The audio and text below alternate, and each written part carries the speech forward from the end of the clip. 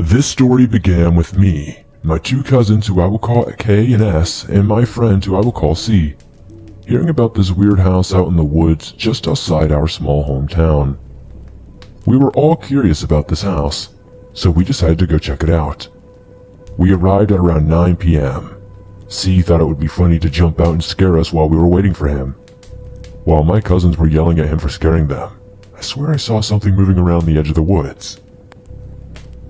I just tried to tell myself it was a deer since I live in Pennsylvania, and we have almost way too many of them here. C tapped me on the shoulder and asked what I was looking at. I told him it was nothing, and said that we should begin to head into the woods now. We all grabbed our flashlights and headed in.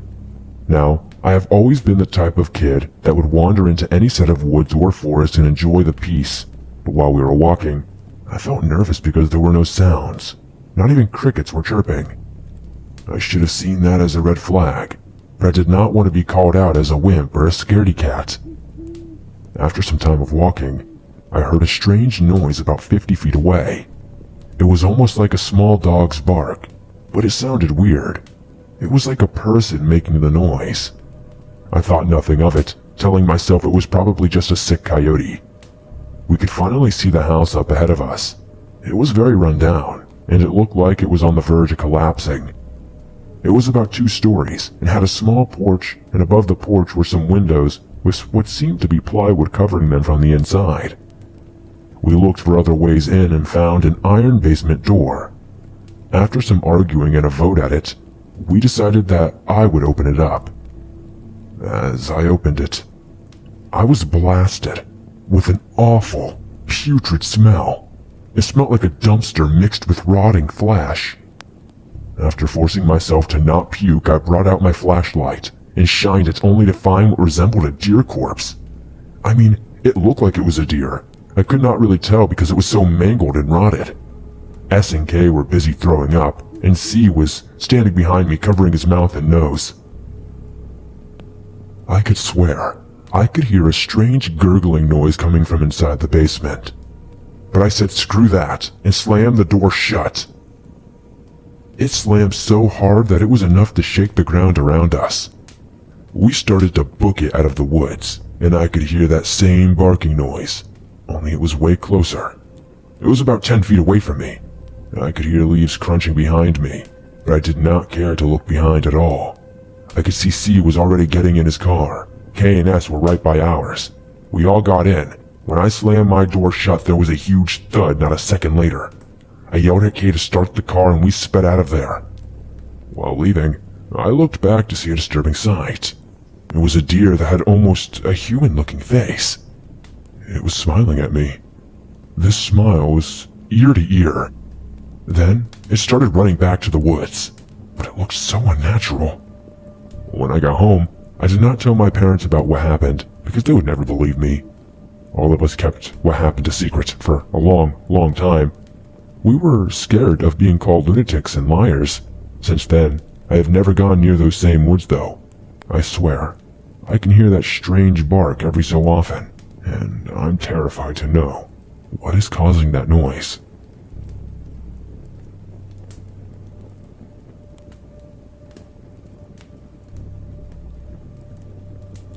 I went to college in a small town in Mississippi. I worked at a grocery store where we had some very strange local characters come in daily.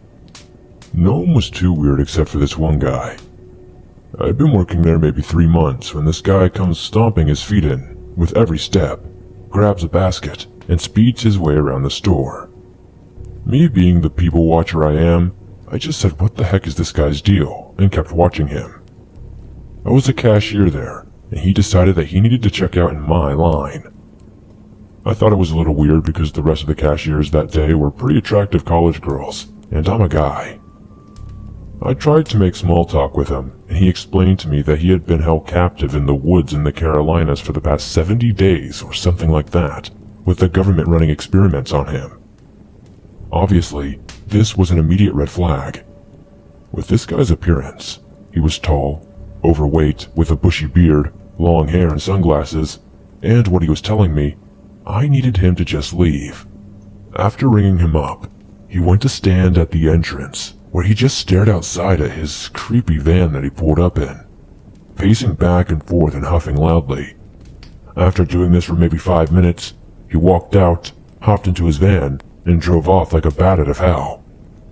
Thinking I would never have to deal with that guy again, I sighed and kind of just laughed it off. A couple more months went by, and he came back, and so it went. He would be gone a few weeks to months, and then return once again and leave. He had always come to me, and only me, to tell me these crazy stories of how he was being abducted and had to hide in the woods in Smoky Mountains. He would go on about how he was abducted and this and that. He even went so far as to explain to me what the inside of the spaceship had looked like. You're probably wondering why I never called the cops. Well, I am a skeptical person, for one, and two, I thought it was extremely interesting. He was not causing anyone harm, and I got a kick out of it. Until one day, he came in acting extra sporadic and extra paranoid.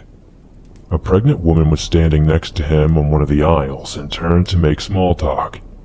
I know this because I always kept my eyes on the guy. He attacked the woman and punched her repeatedly in the stomach. He was shouting, "You're harboring one of them, and it'll kill you if I don't kill it." Some extremely psychotic behavior. A few of the near men, including myself, jumped in and subdued the guy until the police came. By the time they got there, he had calmed down to his normal self. He told the police he did not have an identity because it was erased by the government. I told them all of the accounts I had with the guy, and no one ever knew anything of it. I don't know if anything ever came from it either. Another year and a half went by, and I was still working there. I never saw the guy again, and hopefully he's long gone and locked up somewhere.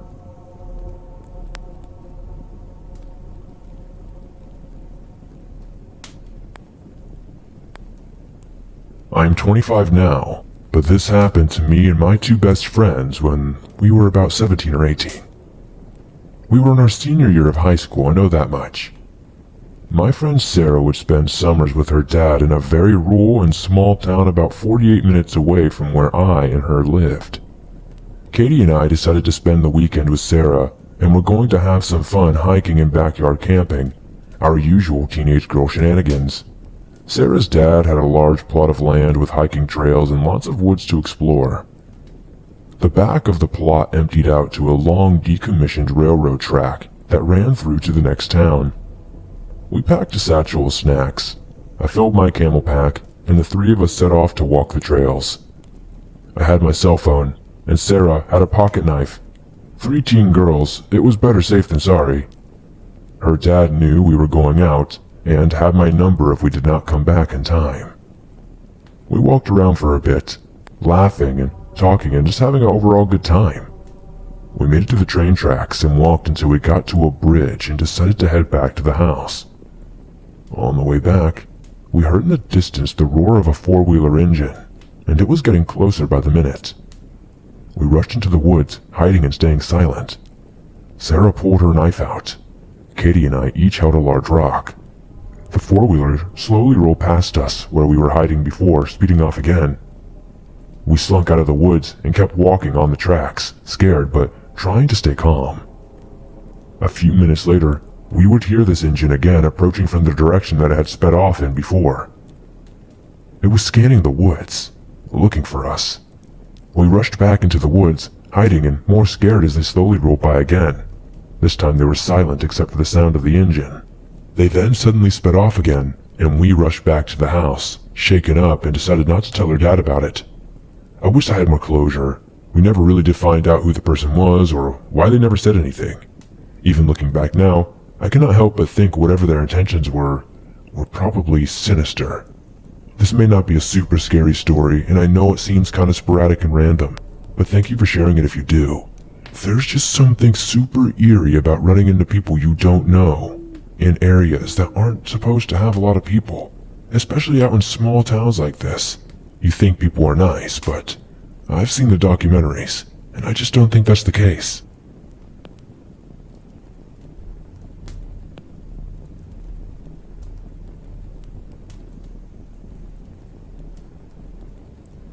Hello, let me start off by introducing the characters. Me, which will be the first view and perception on this. My dad, who has been a cop for 23 years, is the other perspective. There are a few more important people to understand. Currently, I was around 12. I grew up in a small town, but not a poor town by any means. Most people that lived here are very wealthy and work extremely hard to remain so. This is important so you can understand how shocked everyone in my community was. The main character's name is Asa. For privacy reasons, I will be changing everyone's name in the story besides his. I will change my dad's name to Smith and my brother's name to Jaden. I will also be referring to myself as I, just so there is no confusion. The way I got to know Asa was by his brother. He had 3 brothers, and they all had some sort of mental or physical disability. Asa's brother, Ted, kind of grew up with me. He was homeschooled off and on throughout middle school, whether that be through bullying, lack of social skills, parents' choice, I have no idea. Your guess is as good as mine. Just like all of them, Ted had some sort of disability. My earliest memories of him were playing rec league football. He was never really good. I and my friends were all naturally gifted athletes, so he did not play much in the game. He was guaranteed at least 15 plays a game or something like that. He would always get super frustrated in practice when he had to tackle others. I was the quarterback, so I was also safety on defense, so I could definitely lay a hit. I distinctively remember this one time the coaches made him try and tackle me 10 to 15 times within 5 minutes, and he just could not do it.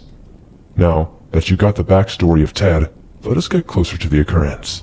Ted was homeschooled for sure for my 4th and 5th grade years. This story took place in the 6th grade, so I remember thinking, oh, Ted is back in school again.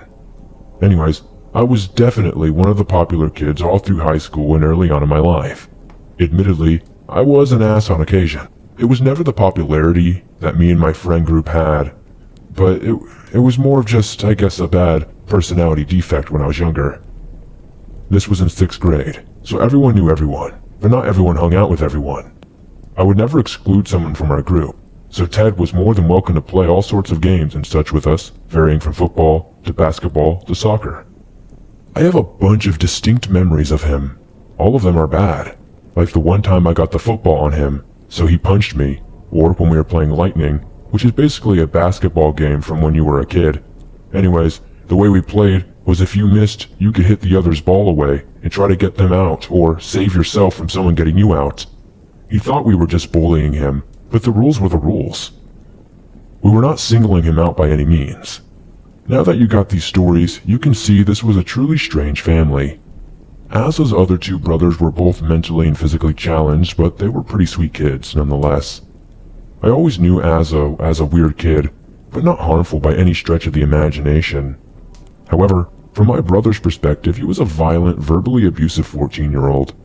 My brother told me a story one time that he grades Asa's math paper and he marked one question wrong, and Asa flipped 3 desks and tackled the teacher. This kid was very unstable. The rest will be told from Smith's perspective, my dad as previously mentioned.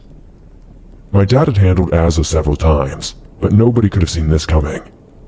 My dad got woken up at 1 a.m. on a Tuesday. He got dispatched just down the road and to the right. Whoever called this in was driving by Asa's parents' house. I guess Asa's parents weren't home this day. They said, I need cops to the address. It looks like a kid fell off his bike. He is very bloody and laying in the curb. I'm fairly sure he cracked his head open. Smith was the first one there. He saw the bloody kid on the curb, ran up to this 10-year-old boy, and saw he had not fallen off his bike. He had been stabbed repetitively. After Smith felt no pulse, he ran into the house, clearing the house looking for who had done this. The house was clear, and my dad discovered another body of one of the 4-year-olds. This one was in the family room. Asa had killed them and ran away on foot, making it about a half a mile away, sitting at the Gold's Gym in bloody clothes.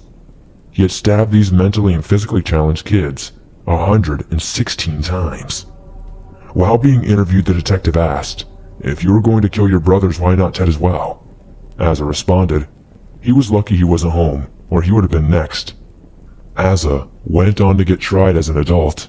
He is currently in prison and got moved there earlier from an assault on another inmate in the juvenile detention center. The reason I'm writing this now is that my dad just shared with me something that Asa said to him at the police station. He looked my dad in the eyes and said, "Better hope I don't get out. You have a boy the same age as the brother I didn't get to kill. I need someone of equal age."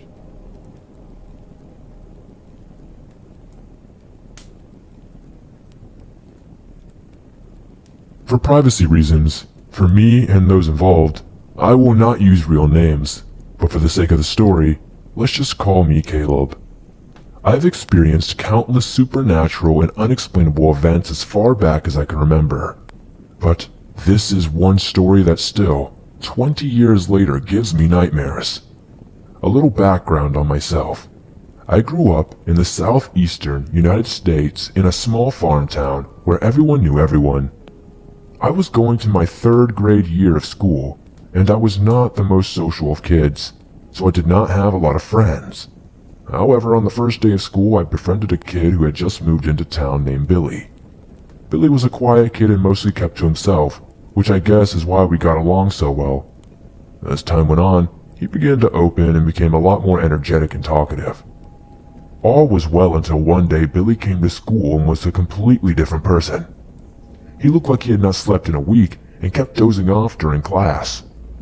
At recess, I asked Billy what was wrong. His response still gives me chills. "The man on my ceiling won't let me sleep." Dumbfounded, I asked, "What do you mean?" "Every time I try to sleep, the man just shows up, and last night, he was on my ceiling. He would not stop staring at me. I tried to tell my mom, but she says I'm just dreaming." At this point, honestly, I thought he was joking with me. Then he looked at me and asked, "Wait, what if you stayed at my house this weekend? If you saw it too, Mom would believe us for sure." Okay, I'll ask my mom to make sure it's okay." Later that night, I got the okay from my mom, but I was still kind of creeped out by this whole thing, to be honest. The next day I came to school and gave him the okay. He was still out of it, and he really had me worried about him. Later at lunch, I was talking to him when I glanced over and caught him fixated on the corner of the lunchroom wall. He looked horrified. "Billy? Billy, are you okay?" He didn't even acknowledge me. He just kept staring at the wall. I shook him. "Billy." Finally, he looked at me with a cold look. "You can't come this weekend. The man told me that if you come, he would hurt you." Speechless, I just looked at him. He dropped his head and went to stand up. I grabbed him and sat him back down. "Billy, no. I don't know what's going on, but if someone is messing with you, we have to put a stop to them. I'm not scared of the creep." I said, trying to sound tough. He looked at me and nodded. Later that night, I woke up to a noise coming from the corner of my bedroom. I went to sit up, but I was frozen. I could not move. I could not scream at all. All I could do was dash my eyes around back and forth, when suddenly, the ambient light from my room seemed to fade and the shadows shifted across my ceiling and down to the end of my bed. I felt my blanket slowly starting to be pulled off of me. When my eyes finally adjusted, I could make out this thing. It was hunched over, had dark pits for a mouth and eyes. It looked like the most hellish version of Dobby from Harry Potter that you could possibly imagine. It lifted its hand and placed it on my leg. Finally, I was so terrified that I managed to break the paralysis and screamed as if my life depended on it. The thing jumped back and faded into the shadows of my room. I ran until I face planted into my parents' door. My dad came running out in his boxers and a gun. I told him there was someone in my room. He tore apart the entire house but never found anything. I didn't go back to sleep. The next day I was so terrified that I could not even look at Billy. As horrible as it sounds, I did not want anything to do with him because of this thing. As time went on, Billy eventually stopped trying to talk to me altogether. Now, before you hate me for this, remember I was a terrified little kid. And then, the day came where everything came to a head. We were at recess when I noticed Billy heading towards the door of the school. I carried on until my teacher approached me. "Caleb, I don't know what's going on between you and Billy, but you two need to fix things. I want you to go back and check on him to make sure he's okay." Reluctantly, I agreed. As I walked back inside toward the classroom, I could hear a commotion coming from the bathroom. It was Billy. He was screaming bloody murder. I ran to the door, but it was somehow locked. "No, get back! Leave me alone!" I could hear him screaming from inside. I was trying to slam into the door to open it. I hit it multiple times and finally, I hit it and it slammed open, causing me to fall face first on the ground and slide in. I saw Billy sitting there in a fetal position whimpering. He jumped up and ran out of the bathroom. As I stood up, I nearly fell over again. I could not believe what I was seeing. There were footprints on the floor, the walls, and the ceiling. They were burned into the surface like they were branded into flesh. The prints were, to say the least, not human. The best way I can describe them is like miniature T-Rex tracks. I slowly backed out of the restroom and ran to my teacher. They ended up blaming Billy and expelling him for vandalizing school property and arson. Shortly after, Billy and his family moved away, and I never saw him again. To this day, I suffer nightmares from this thing, and the incident is now a local legend for kids attending the school. It took me years to be able to sleep in a room by myself after this. As for Billy goes, I've never heard from him ever again. I really hope he got the help he needed. The moral of the story: be careful of what you dabble in. You may just bring something home that you didn't want.